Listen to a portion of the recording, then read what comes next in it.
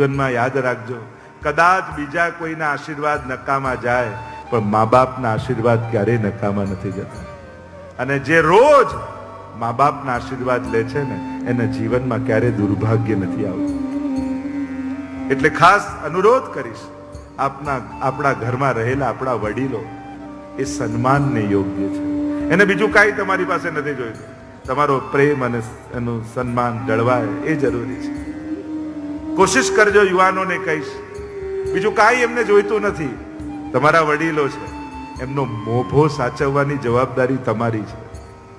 દુનિયામાં હાથ મિલાવનારા ઘણા લોકો મળશે, પણ નસીબવાળા હોય છે જેને માથે હાથ રાખનારા લોકો ઘરમાં હોય છે. હાથ મિલાઈને પ્રોત્સાહન આપનારા, વિશ કરનારા ઘણા મળશે,